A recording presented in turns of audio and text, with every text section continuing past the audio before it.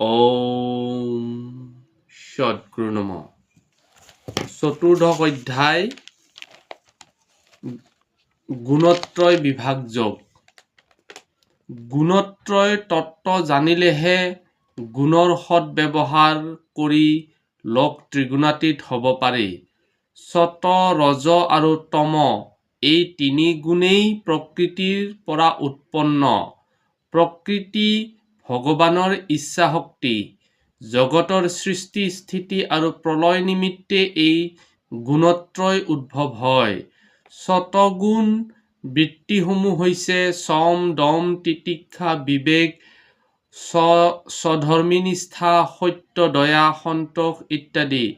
ৰজগুণৰ বৃত্তিসকল কামনা, বাসনা বা বিষয়ভোগ অভিলাষী আৰু তমগুণৰ বৃত্তি হ'ল অসহিষ্ণুতা, হিংসা, নিন্দা, ধৰ্মবিৰোধী, শ্ৰম, ভ্ৰম, দোষ ইত্যাদি। এই অধ্যায়ৰ 10 নম্বৰ শ্লোকত ভগৱান শ্ৰীকৃষ্ণই কৈছে, ৰজস্তমস্য বিভূয়া সত্যম ভৱতি ভাৰত, ৰজসত্যম তমৈচৈব তমম সত্যম ৰজস্থয়া। অৰ্থাৎ হে অৰ্জুন, ৰজগুণ আৰু তমগুণক সতগুণে, সতগুণক আৰু তমগুণক ৰজগুণে অভিভূত কৰি ৰাখে।